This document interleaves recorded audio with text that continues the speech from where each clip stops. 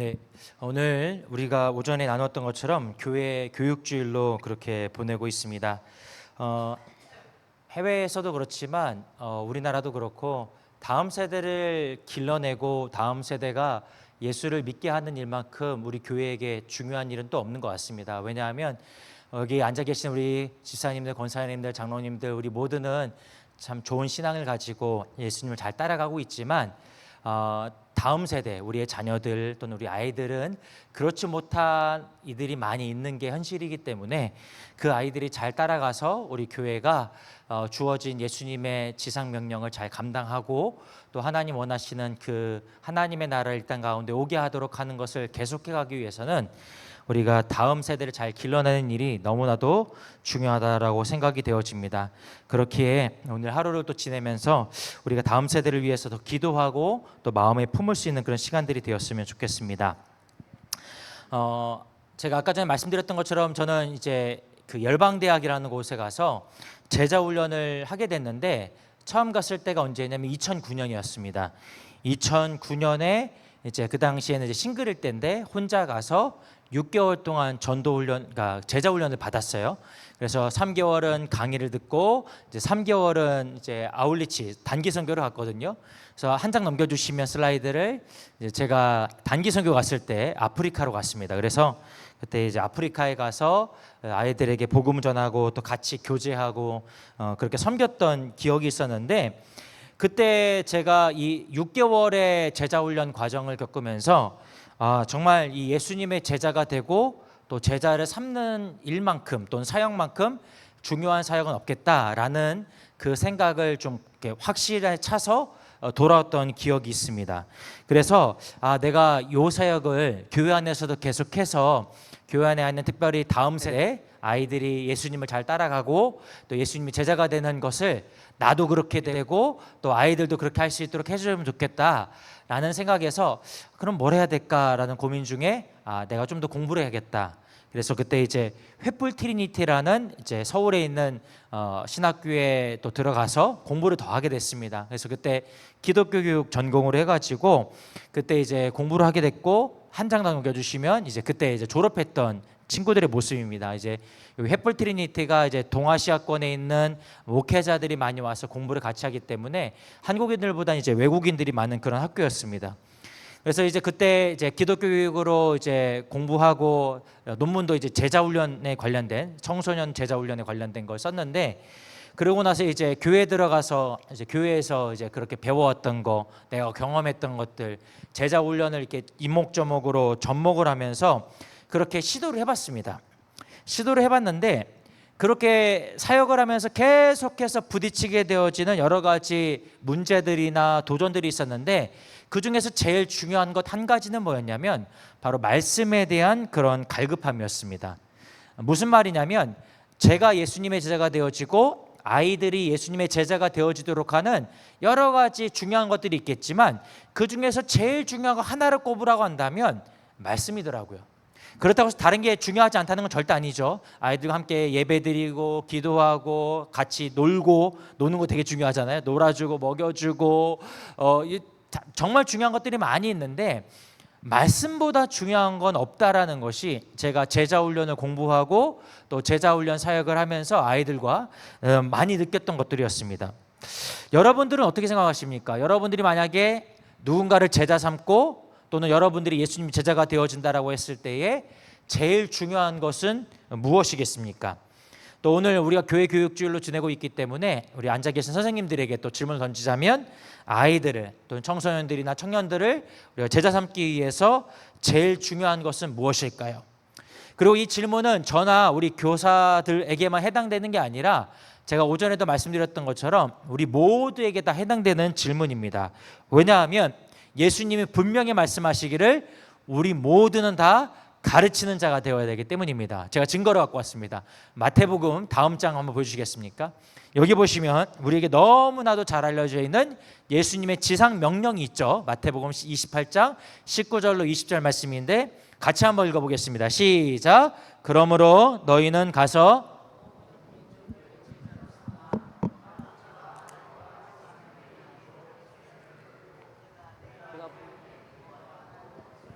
가르쳐 지키게 하라. 아멘. 여기 보니까 예수님이 마지막에 뭐래요? 가르쳐 지키게 하라. 가르쳐 지키게 하라. 분명히 말씀하셨죠? 가르쳐 지키게 하라. 근데 앞에 선생님들에게만 해당됩니까? 주일학교 교사는 가서 이렇게 말씀하시나요?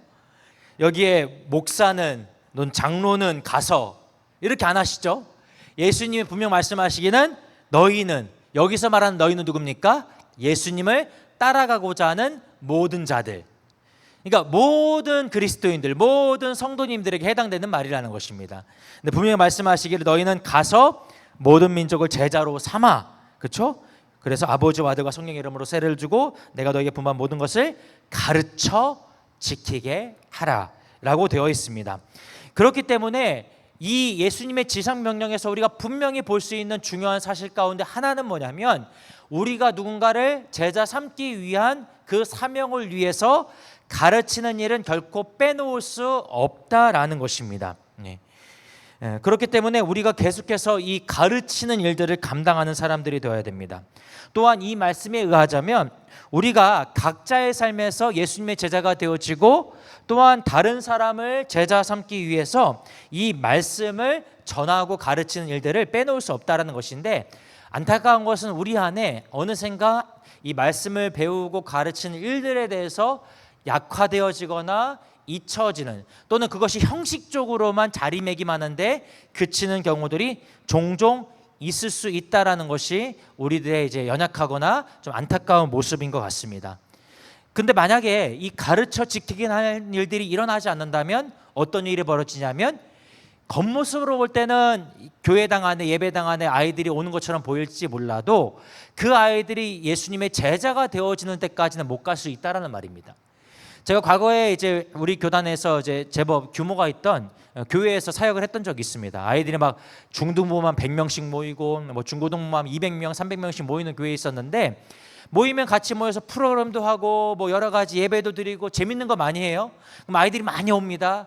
근데 문제는 뭐냐면 대학교 올라가면 아이들이 반에 반으로 줄고, 대학교를 졸업하고 나면 거기서 또 반에 줄고, 결국에는 장년부로 올라간 아이들이 많이 줄어들게 되는 것이죠. 그걸 이제 몇 해를 겪으면서 보게 되는 건 뭐냐면, 결국 아이들이 예수님의 제자가 되어진다는 것과 아이들이 중고등부 때 교회에 와서 자리를 많이 채우는 것은 다른 문제일 수 있다라는 것을 제가 좀 생각해 보게 되었습니다. 그렇다고 한다면 우리에게 주어져 있는 본질적인 문제는 단순히 교회당 안에 빈자리를 아이들이 채우는 것만이 아니라, 그것도 중요하지만 거기에서 더 나가서 아이들이 예수님의 제자가 되어지도록 하는 것이 어떻게 보면 저나 우리 선생님들, 우리 모두에게 주어져 있는 가장 큰 사명이 아닌가 생각이 되어집니다. 이 앞에 있는 글은 2023년, 그러니까 약 2년 전입니다. 2년 전에 발간된 두란노 서원의 이제 큐티 매거진인 세나라는 책에서 나와 있는 글입니다. 여기 보면은 21세기 교회 연구소 소장인 정재영 교수님이 이제 하신 말인데 이렇게 되어 있습니다. 제가 읽겠습니다. 10여 년 전부터 교회 학교가 심각하게 줄어들고 있다. 이것이 어제 오늘의 현상은 아니지만 최근에는 감소를 넘어 해체로 치닫고 있다고 표현될 정도이다. 2010년부터 주요 교단이 총회에 보고하는 교세 현황은 교회 학교 해체의 심각성을 그대로 보여주고 있다. 대한예수교 장로회 통합교단, 우리나라에서 제일 큰 교단 중에 하나죠. 예, 발표한 자료에 따르면 2018년 기준 중고등부 없는 교회가 48%. 그러니까 이게 작은 교단이 아니라 우리나라를 대표하는 교단의 수치인 거죠. 근데 중고등부가 없는 교회가 절반이랍니다. 중등부가 없는 교회가 또한 47%, 초등부가 없는 교회가 47%, 유년부가 없는 교회가 47%, 유치부가 없는 교회가 57%, 심지어 유아부가 없는 교회는 97.4%. 그러니 대부분의 교회들 안에 유아부가 없다라는 것이고, 또 영아부가 없는 교회가 78.5%에 이른다. 거의 절반에 해당하는 교회에 중고등부와 유초등부가 없는 형편이다. 2015년 인구 센서스에서 우리나라 10대의 종교 구성비에서 개신교가 21.1%가 나온 것을 보면, 비율 면에서 개신교 청소년 수가 적은 것이 아니라 저출산으로 인한 청소년 인구 자체가 줄어든 것이 큰 원인이라고 여겨진다. 10년 전에 비해 10대 개신교 인구가 7.1%, 10세 미만이 17.3% 줄어든 것이 이를 말해준다. 그러나 목회 데이터 연구소에 분석한 결과에 따르면 교회 학교 학생 감소 속도가 일반 학생 감소 속도보다 1.3배나 빠른 것으로 나타났다. 이에 따라 10년 후에는 교회 학교 학생 수가 현재의 3분의 1, 20년 후에는 현재의 2분의 1이 감소할 것으로 예상되었다라고 말을 하고 있습니다.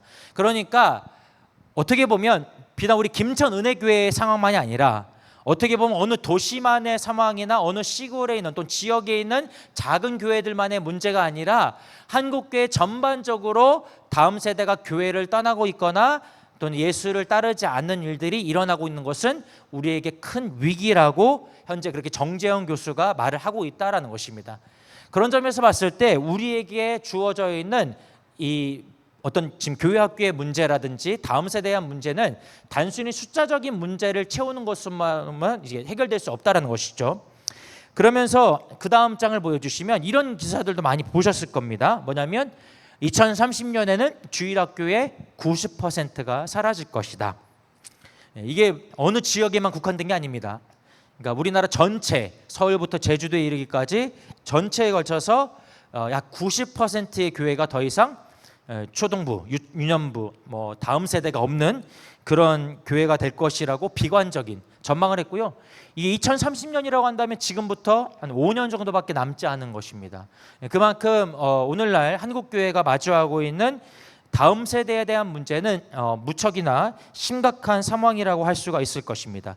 물론 여기에 대해서 여러 가지 이유가 있겠죠. 아까 전에 우리 정재영 교수가 얘기했던 것처럼 일단 태어나는 아이들 자체가 적으니까라는 문제도 있겠고, 또는 이제 지방 소도시 같은 경우는 이제 부모들이 이제 다 이사를 가니까라는 문제도 있겠고, 저도 예전에 이제 논산에서 사역을 했었기 때문에 뭐 우리 김천 교회가 은혜교회가 겪고 있는 문제들이 비단 김천 은혜교회만의 문제는 아니라고 생각이 되어집니다.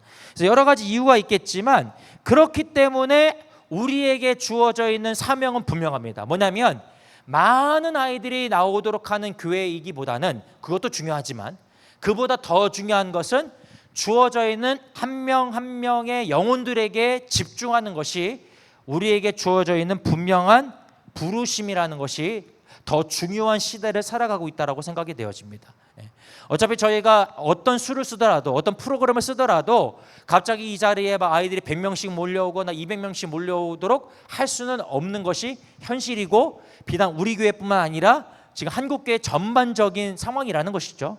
그렇다고 한다면 우리 한국교회가, 우리 김천 은혜교회뿐만 아니라 한국교회가 좀 더 목숨을 걸고 집중하고 더 노력해야 될 부분은 주어져 있는 아이들 한 명 한 명에 더 우리가 최선을 다하는 것이 훨씬 더 중요한 일이 아닌가라고 생각이 되어집니다.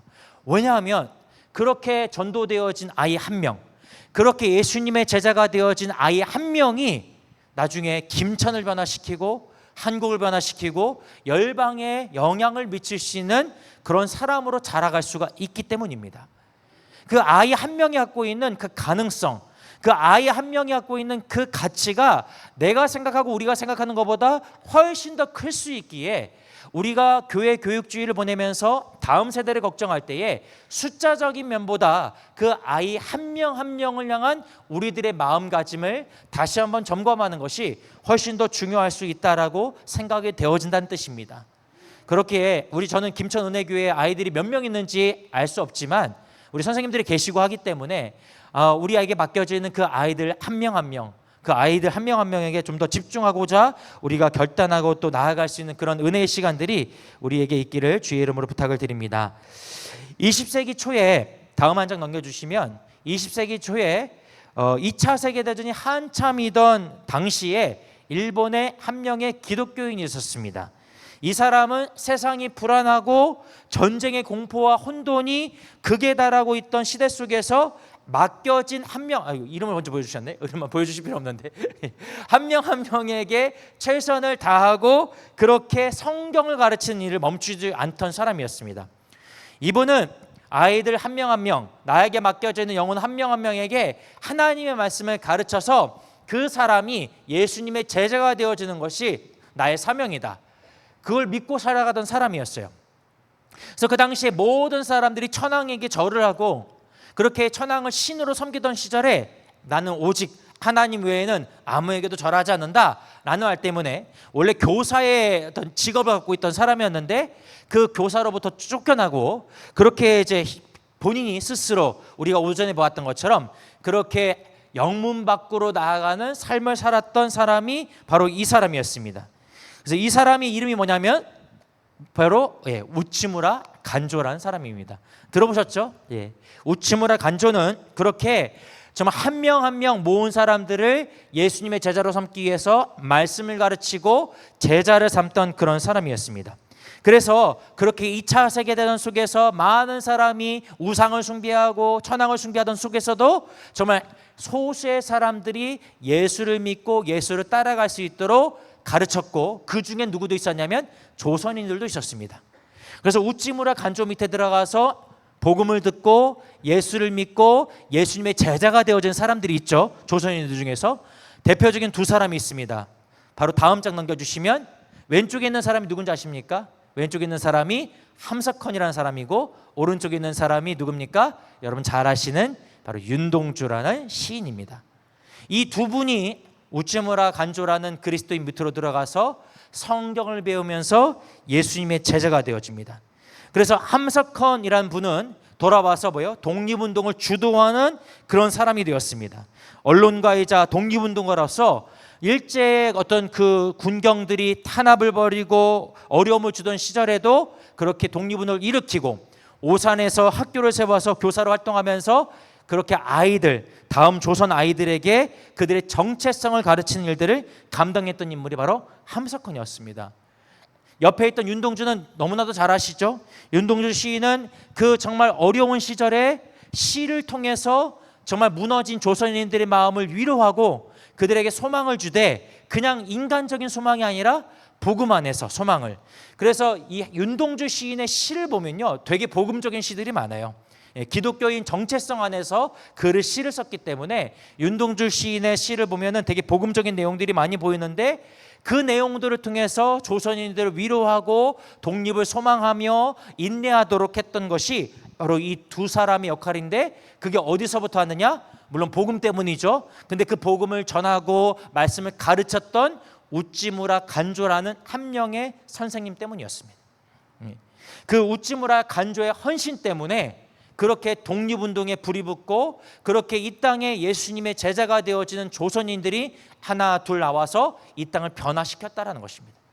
그러니 지금 우리에게 맡겨져 있는 아이 한 명 또는 두 명이 나중에 가서 김천을 변화시키고 정말 대한민국을 변화시키고 또 열방에 영향을 끼칠 그런 소중한 인물이 되어줄 수 있다는 것은 너무나도 자명한 사실인 것 같습니다. 그러므로 우리에게도 이 원리가 동일하게 적용되어지고 기억되기를 원합니다. 예수님도 그랬습니다. 예수님이 제자를 삼을 때 많은 사람들을 제자로 삼은 것이 아니죠. 예수님도 많은 사람보다 소수의 인원에 집중하는 그런 제자 훈련을 펼치셨습니다. 그래서 예수님도 12명만의 제자만 받으셨잖아요. 그렇죠? 근데 우리가 어찌 예수님보다 더 많은 사람을 제자 삼을 수 있겠다라고 자신할 수 있겠습니까? 그렇죠? 다음 장 보여주시면 우리에게 제자 훈련이란 원래부터 소수에게 집중하는 것입니다. 많은 사람이 아니라. 그래서 저희도 이제 섬기고 있는 사역이 그런 제자 훈련하는 사역이잖아요. 열방대학이라는 곳이. 근데 거기에 보면은 어떤 학교는 막 200명씩 찾아봐요. 볼 때 겉에서 볼 땐 되게 멋있죠. 근데 안타까운 것은 뭐냐면 200명의 사람들이 다 예수님 제자가 되어지느냐? 아니라는 것이죠. 그 중에서는 제자가 잘 되어지는 사람도 있지만 200명이라는 사람이 모이면 사실 그 중에서 소위 구멍이 생기거나 소외되는 사람들이 생길 수 있습니다. 그래서 제자 훈련은 소수가 모일 때 더 잘 되어지고 더 집중할 수 있는 것입니다. 그런 점에서 볼 때에 우리 김천 은혜교회나 한국교회가 지금 마주하고 있는 현실은 어렵고 절망적이고 괴로울 수 있지만 반대로는 기회일 수 있다는 것입니다. 왜냐하면 위기란 말이 그렇잖아요. 위기가 위험한 기회입니다. 그렇죠?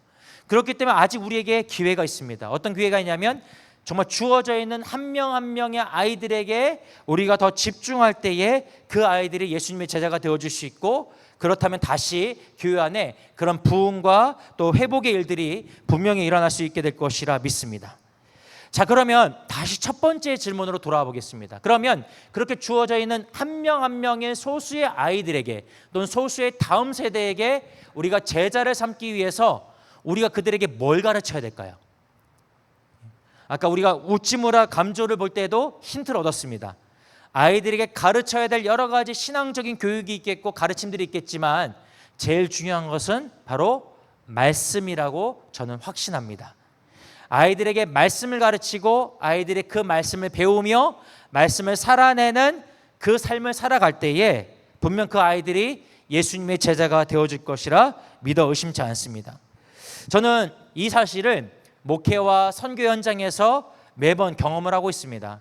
아까 말씀을 드렸지만 과거에 제가 그 단체에 가서 제자훈련을 배우고 돌아와서 제자훈련에 관련된 논문도 쓰고 적용도 해봤지만 교회 현장에서 사역 현장에서 누군가 제자가 되어지는 것은 프로그램으로 되는 것이 아닙니다.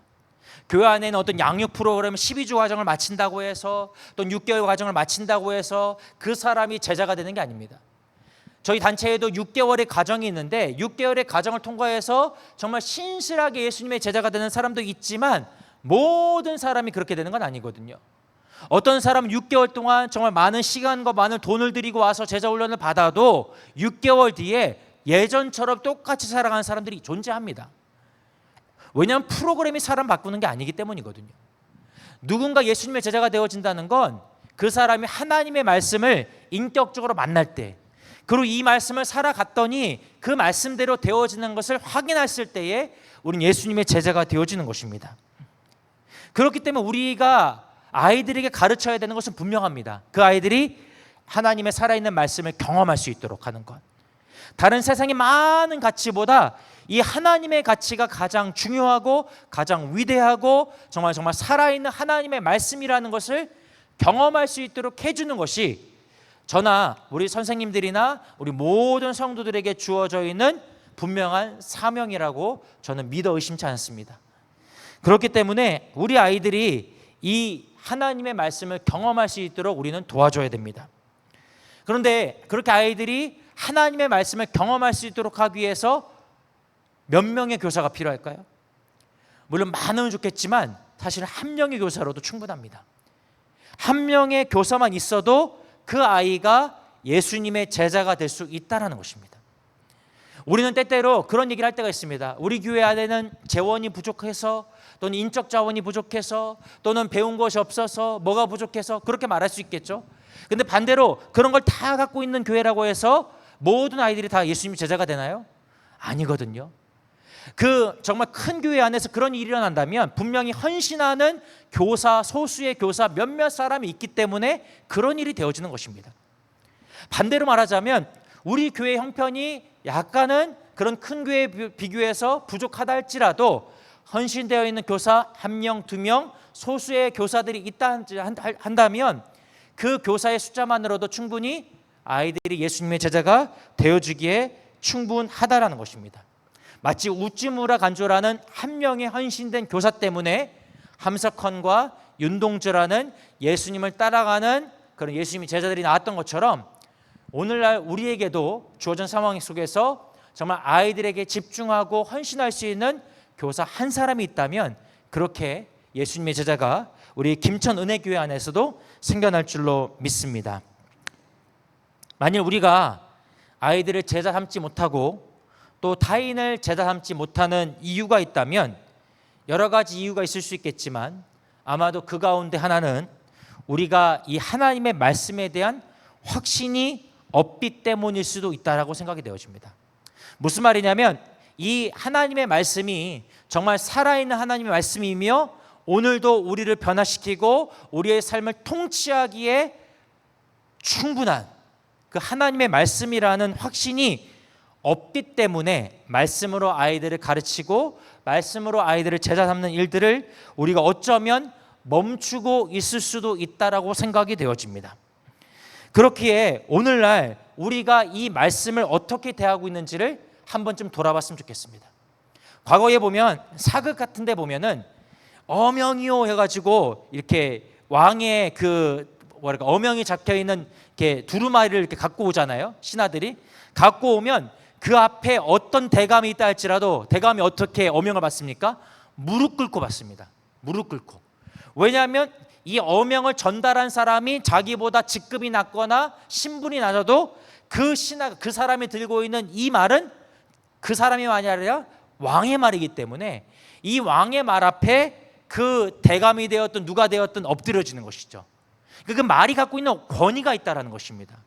마찬가지입니다. 이것도 단순한 책이 아니라 하나님의 말씀입니다. 그렇기 때문에 이 말씀이 갖고 있는 권위가 있다는 것이죠. 그런 점에서 우리는 내가 제자가 되어지고 타인을 제자 삼기 위해서 이 하나님의 말씀의 권위 앞에 어떻게 반응하고 있는지를 먼저 돌아보는 것이 오늘날 우리가 다른 사람을 제자 삼기 위한 첫 번째 걸음이라고 생각이 되어집니다. 왜냐하면 우리가 때로는 이 말씀의 권위를 알지만 이해하지만 그것에 적합하게 반응을 못하고 있을 때가 있기 때문입니다. 슬라이드 한 장 더 넘겨주시겠습니까? 제가 여러분에게 던지고 싶은 질문이 바로 이런 질문입니다. 삶을 구원하는 변화시키는 그 말씀의 능력에 대한 확신이 우리 안에 있습니까? 그렇다면 우리는 그 말씀에 겸손히 순종하고 있습니까? 예를 들어 볼까요? 다음 장 넘겨주시면 말씀에 이런 구절이 있죠? 같이 한번 읽어보겠습니다. 시작.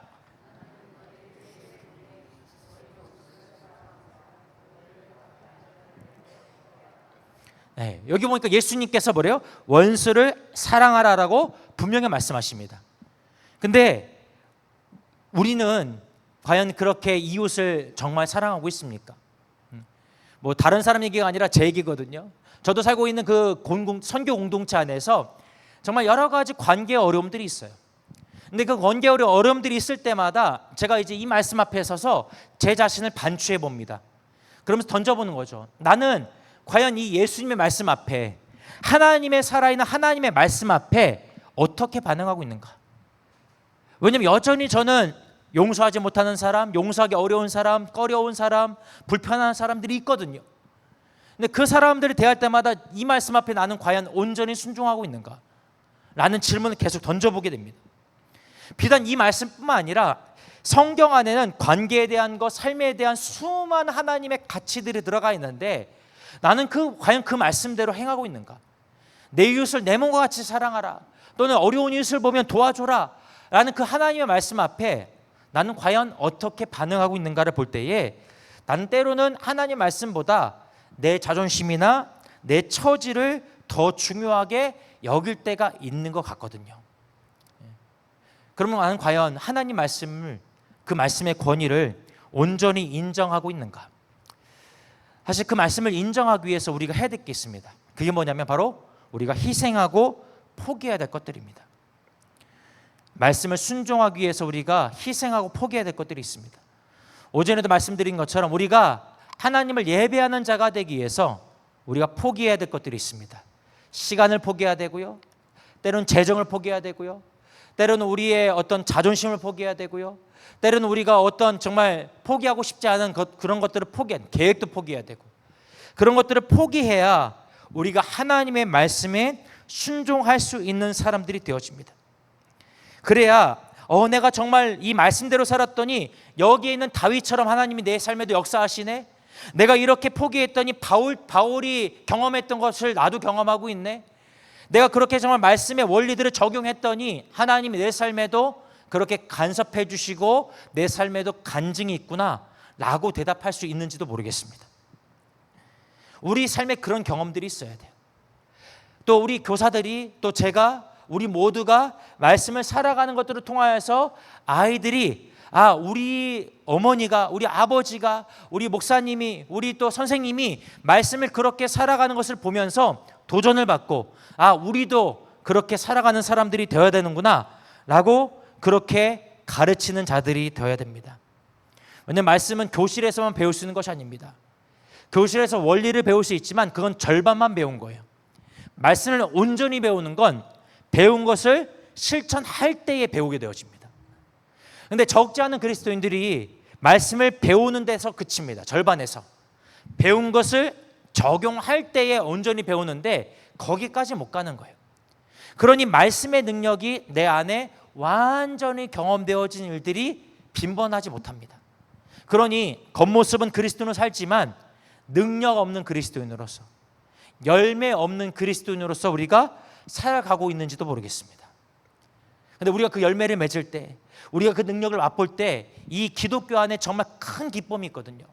어느 정도의 기쁨이 있냐면 빌립보서에 보니까 사도 바울이 감옥에 갇혀서 옥살이를 하고 있는데 그 감옥 안에서도 뭐라 합니까? 기쁘다라고 얘기합니다. 고난 속에서도 내가 기쁘고 즐겁다 하면서 거기서 찬양을 하는 바울의 모습을 볼 수 있는 것이 기독교의 비밀입니다. 고난이 우리의 즐거움을 뺏어갈 수 없습니다. 내가 살아계신 하나님을 만나고 내가 살아계신 하나님을 경험하면 세상에 그 어떤 것도 줄 수 없는 기쁨과 즐거움과 평강이 우리 안에 있습니다. 그것이 우리 기독교의 가장 큰 유익입니다. 그런데 우리가 그것을 어느샌가 놓친 채 살아가고 있는지도 몰라요. 그러니 교회 안에 와도 아이들이 재미가 없죠. 왜? 세상에 더 재밌는 게 많거든요. 세상에 재밌는 유튜브도 있고, 세상에 재밌는 만화도 있고, 게임도 있고, 세상에 맛있는 것도 많고 즐거운 게 많은데 교회 안으로 올 필요를 못 느끼는 겁니다. 우리는 그런 세상에 있는 게임이나 아이들이 좋아하는 것보다 훨씬 더 깊은 것, 훨씬 더 인생을 가치 있게 만들고 즐겁게 만드는 것이 무엇인지, 그게 뭡니까? 바로 여기도 적혀 있던데 최고의 행복, 예수 그리스도. 그걸 경험할 수 있도록 해줘야 돼요. 근데 그거는 교실에 앉아서 가르칠 수 있는 게 아닙니다. 그건 말씀을 살아내는 모델된 우리들의 모습을 보여줄 때에 아이들이 그것을 배울 수 있다는 것입니다. 그 아이들이 그것을 또 배우면서 말씀을 가져야 되는 또 중요한 이유가 있습니다. 그것은 뭐냐면 바로 지혜 때문입니다. 한 장 넘겨주시면 지혜가 뭐냐면 히브리 말로 호크마입니다. 구약 성경을 묵상하시고 구약 성경을 공부하다 보면 무엇보다 빈번하게 등장하는 단어가 지혜라는 단어입니다. 그러니까 하나님이 구약 성경을 기록하게 하시면서 이스라엘 백성들에게 주고자 하셨던 것 가운데 하나가 뭐냐면 지혜입니다. 근데 지혜는 뭐냐면 이 호크마라는 단어를 봐야 되는데, 호크마라는 단어는 지식적인 정보를 가리키는 게 아니에요. 호크마는 뭐냐면, 죄송합니다, 호크마는 전문적인 기술을 가리키는 단어였어요. 예를 들어 볼게요. 목수가 있습니다. 만약에 목수에게 연장을 주고 나무를 비롯한 도구를 주면 여기와 같은 이런 보면대를 만들 수 있고 여러 번 앉아있는 장의자를 만들 수 있죠. 그리고 심지어는 이렇게 예쁜 예배당도 지을 수가 있습니다. 왜요? 목수에게는 전문적인 기술이 있기 때문에. 저한테는 도구를 주고 재료를 줘도 못 만듭니다. 그렇죠? 못 만들어요. 대충은 알아도 이렇게 만들어낼 수가 없습니다. 그게 뭐냐면 호크마라는 거예요. 또 의사를 예를 들어볼까요? 제가 막 배가 아프거나 머리가 아파요. 그럼 병원에 갑니다. 그럼 의사가 진찰을 합니다. 그러면 얘기를 하는 거죠. 당신은 배탈이 났습니다. 당신은 식중독에 걸렸습니다. 당신은 무슨 병에 걸렸습니다. 그러니 이 약을 먹어야 됩니다. 이 주사를 맞아야 됩니다. 이 치료를 받아야 됩니다. 그러고 나면 어떻게 됩니까? 제가 병이 나서요. 그러면 제가 그 의사를 향해서 뭐라고 합니까? 저 의사에게는 호크마가 있다. 이렇게 얘기를 하는 거예요. 그래서 호크마란 건 뭐냐면 아는 것만이 아니라 아는 것을 행해서 결과를 만들어낼 수 있는 전문적인 기술이 호크마입니다. 그러니까 아는 것과 행하는 것이 일치된 것이죠. 그게 호크마예요. 근데 이 호크마라는 단어가 성도에게 적용이 되면 무엇으로 쓸까요? 하나님의 뜻을 아는 것과 거기서 끝나는 게 아니라 어디까지 가야 돼요? 아는 것을 행하는 것까지. 그래서 지혜로운 백성이란 어떤 백성이냐면 하나님의 말씀을 아는 것만이 아니라 아는 것을 어떻게 해요? 행할 수 있는 사람이 되게 하는 것. 그 사람이 바로 지혜로운 하나님의 백성인 거예요. 그래서 구약 성경은 이스라엘에게 지혜로운 사람이 되라고 그렇게 얘기하는 거예요. 그들이 율법을 몰라서요? 모세 율법을 몰라서요? 아니에요. 모세 율법을 알았어요. 레위기 안에 있는 법을 알았어요. 근데 뭐가 없습니까? 그 말씀대로 살아낼 수 있는 그 호크마가 없었던 거예요. 우리에게도 마찬가지입니다. 우리에게 성경 66권이 있습니다. 하나님의 말씀을 지식적으로는 알아요. 하지만 하나님이 원하시는 건 뭐예요? 지식적으로 아는 것만이 아니라 아는 것을 실천해서 결과를 만들어낼 수 있는 거예요. 그것이 아이들에게 필요합니다. 왜냐하면 하나님의 뜻을 선택하는 것이 그들에게 필요하기 때문입니다. 우리가 종종 헷갈리는 것 가운데 하나가 있는데 뭐냐면 우리는 좋은 일을 하기 위해서 예수를 믿는다라는 착각 가운데 있을 때가 있어요. 물론 예수를 믿는 게 좋은 일을 하기 위해서도 마찬가지죠. 맞죠? 그렇지만 그게 궁극적인 목적은 아닙니다. 좋은 일보다 더 가야 돼요. 좋은 일에서 멈추면 안 돼요. 우린 좋은 일에서 어디까지 가야 되냐면 하나님이 원하신 일까지 가야 됩니다. 이게 차이가 있습니다. 좋은 일은 하나님의 모든 일 가운데 일부에 불과해요.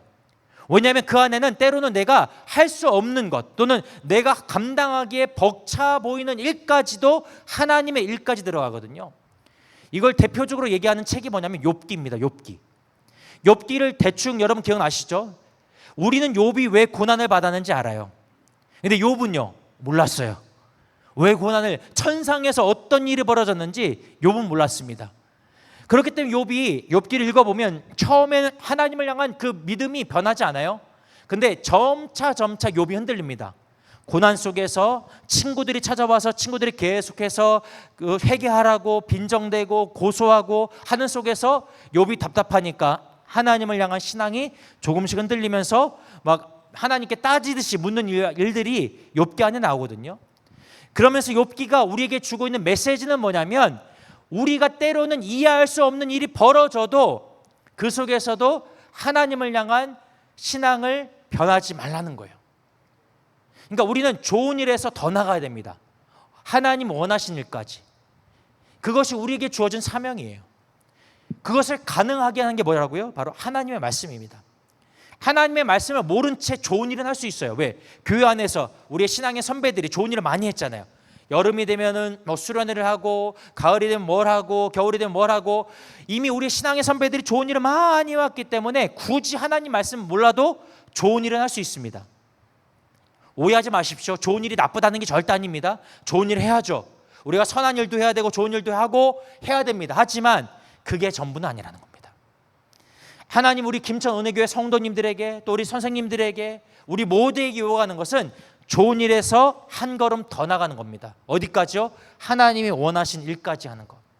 근데 그거는 말씀을 모르면 할 수 없어요. 그렇게 우리가 말씀을 알아야 됩니다.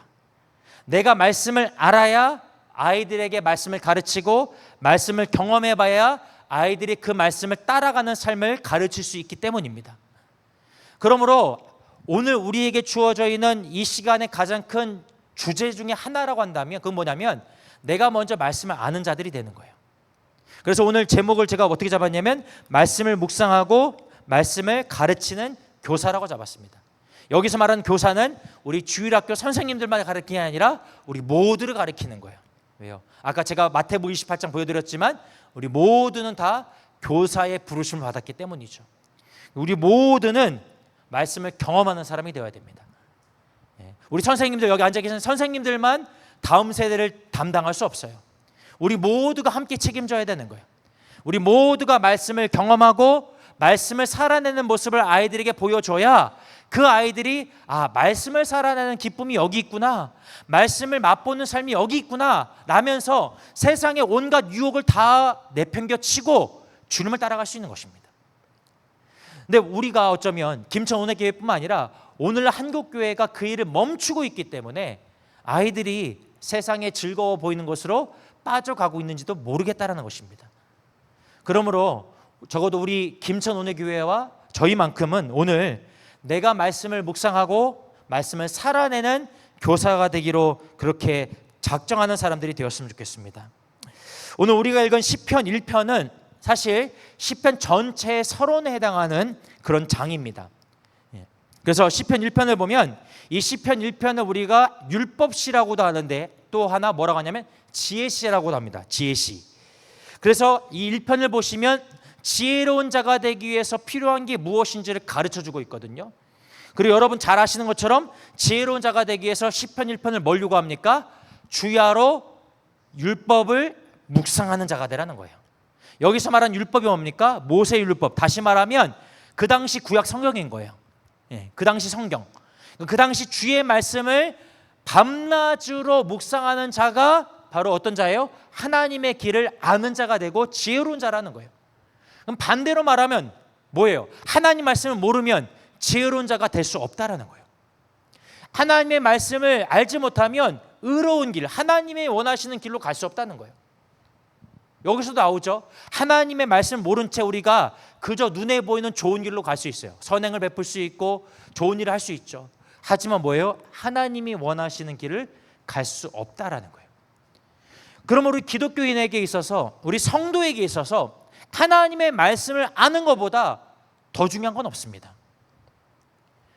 좋은 프로그램들이 정말 많이 있지만 다 중요하지만 그보다 더 중요한 거 딱 하나를 꼽으라면 하나님 말씀이에요.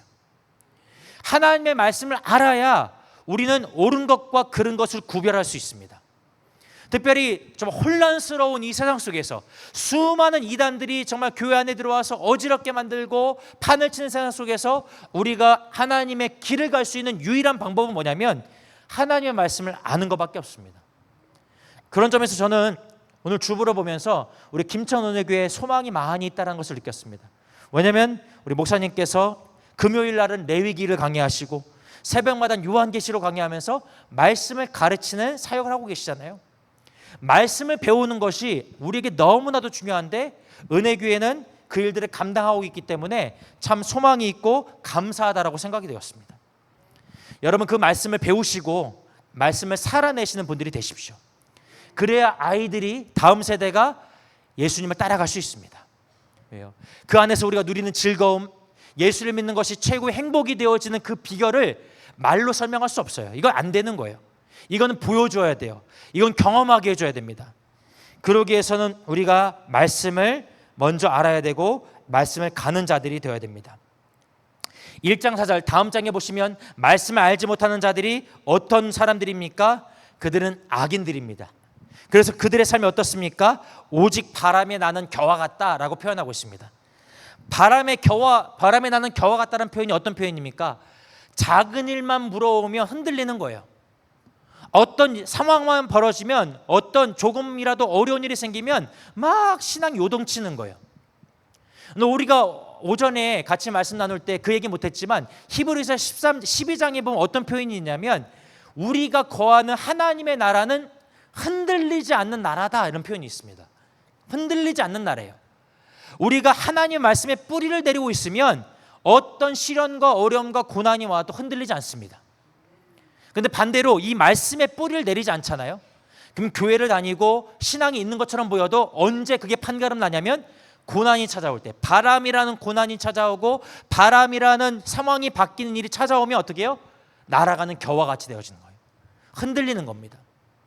그러므로 우리 신앙인들은, 그리스도인들은, 성도는 반드시 하나님의 말씀에 뿌리를 내려야 됩니다. 흔들리지 않는 하나님의 나라에 뿌리를 내려야 되고, 우리 교사들에게, 다시 말하자면 우리 선생님들만 해당하는 게 아닙니다. 우리 모두예요. 우리 교사들에게 주어진 사명은 뭐냐면 아이들이, 다음 세대가 말씀에 뿌리를 내릴 수 있도록 해줘야 되는 거예요.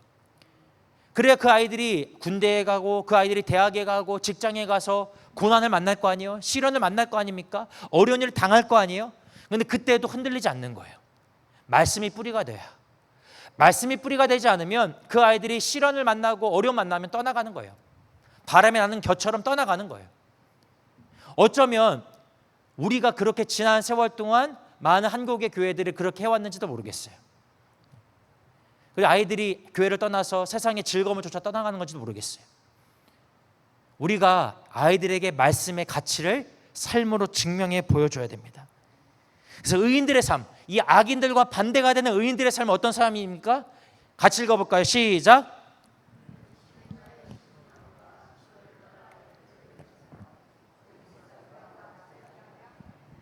하는 모든 일이 다 형통하리로다. 아멘. 여기서 말하는 그는 바로 의인을 가리키는 겁니다. 하나님의 말씀을 알고 하나님의 말씀을 따라서 살아가는 자가 여기서 말하는 그예요.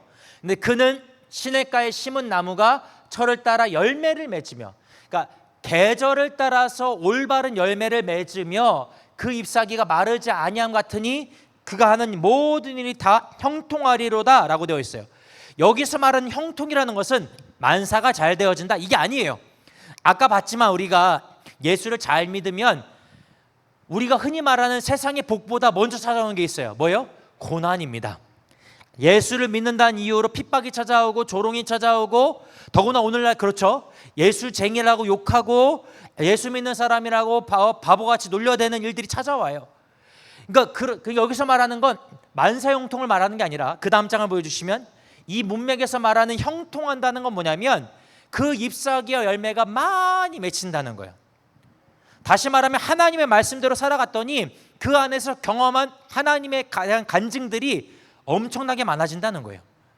내 삶을 통해서 그 하나님이 살아계시다라는 것, 하나님이 채워주시고 하나님이 함께 하시는 그 복된 삶을 맛볼 수 있다는 것이 여기서 말하는 형통인 거예요.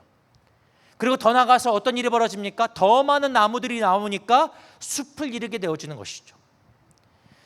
다음 장을 보여주시면 그렇기 때문에 결과적으로 한 사람이 다른 한 사람을 예수님의 제자로 삼으면 그 사람이 또 다른 사람을 예수님의 제자로 삼고 이런 선순환이 또는 영적인 재생산이 계속 일어나다 보면 수많은 사람들이 바로 예수님을 따르는 나무가 모여서 숲이 되어진 역사가 일어난다라는 것이 시편 1편에서 말하는 바로 형통의 복이라는 것입니다.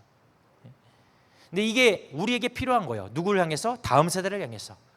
우리에게 맡겨진 아이들이 많진 않아도 한 명이 되었든 두 명이 되었든 그 아이들이 예수님의 제자가 되어지도록 하고, 그럼 그 아이들이 또다시 누군가를 제자 삼고 이런 영적인 재생산이 계속해서 일어난다면 때로는 그게 5년 걸릴 수도 있고 10년이 걸릴 수도 있고 또는 20년이 걸릴 수도 있겠죠. 제자 훈련은 절대 1년 만에 되지 않습니다. 3년 만에 되지 않아요. 제자 훈련은 어떻게 보면 평생 걸리는 작업인지도 몰라요.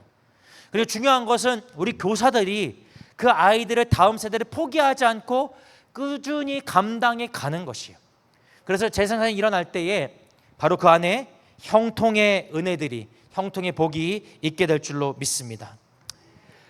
다음 장 보여주시면요, 오늘 말씀을 마치면서 김천은혜교회 성도님들과 교사들과 우리 모두에게 나누고 싶은 마지막 말이 있습니다. 예수님의 제자가 되십시오. 다음 세대에게 예수님의 제자된 길을 가르쳐주기 위해서, 또 그 아이들을 제자로 삼기 위해서 먼저 우리가 제자되는 자들이 되었으면 좋겠습니다. 우리가 예수님의 제자가 되기 위해서 또한 말씀을 주야로 묵상하고 말씀을 배우는 자들이 되십시오. 말씀을 공부하다가 궁금한 게 있으면 담임 목사님 찾아가서 물어보십시오. 물어보면 목사님이 어떻게 해서라도 공부해 와서라도 여러분에게 가르쳐 주실 거예요. 왜냐하면 저는 다른 건 몰라도 우리 남 목사님이 말씀을 사랑하는 사람이라는 것은 분명히 알기 때문에 목사님이 아는 건 가르쳐주고 모르는 건 공부해 와서라도 여러분에게 가르쳐 주실 겁니다. 그러니까 여러분들이 말씀 배우시는 자들이 되어야 돼요. 말씀을 배워서 여러분이 먼저 예수님의 제자가 되어진다면 여러분이 또 다른 사람을 제자로 삼을 수 있게 될 줄로 믿습니다. 그렇게 될 때에 우리 김천 은혜교회에 있는 많지 않은 아이들이 많지 않다 할지라도 그 아이들 한 명 한 명이 예수님의 제자가 되어지고, 그렇게 되어질 때에 우리 은혜교회가 정말 주님께서 맡기신 그 사명을 온전히 감당하며 제자 삼는 교회가 될 줄로 믿습니다. 그 일을 위해서 정말 주야로 말씀을 가까이 하는 우리 김천은혜교회 모든 성도님들 되시기를 주의 이름으로 부탁을 드립니다. 기도하시겠습니다. 자, 기도하고 축도하고 마치겠습니다.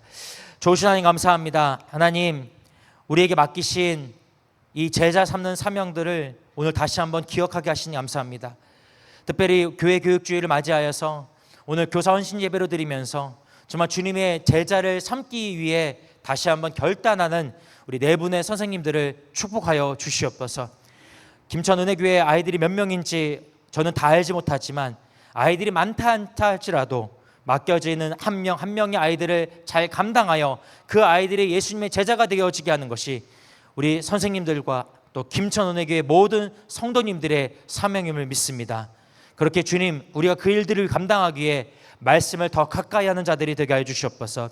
말씀이 없이는 아이들에게 의로운 길을 가르칠 수 없고, 말씀이 없이는 그 아이들이 예수님 제자가 되도록 하는 일을 감당할 수 없사오니 우리가 먼저 그 말씀을 배우고 말씀의 길을 걸으며 아이들에게 말씀의 길을 지도할 수 있는 우리 선생님들과 김천은에게 모든 성도님들이 되게 하여 주시옵소서. 그래서 말씀이 중심이 되어지고 말씀이 살아 역사하며 말씀의 열매들을 경험하는 우리 김천은혜가 되어질 수 있도록 축복하여 주시옵소서. 이제는 우리 주 예수 그리스도의 은혜와 우리 아버지 하나님의 극진하신 사랑하심과 성령의 감화감동 교통하심이 오늘 교사 헌신 예배가 나와 정말 주님의 교사가 되어지고 아이들을 가르치고 아이들을 제자로 삼기 위해 결단하는 우리 교회 학교 모든 선생님들과 또 우리 모든 김천운에게 성도님들 삶과 또 삶의 모든 터전 위에 지금으로부터 영원까지 함께 하시기를 간절히 축원하옵나이다. 아멘.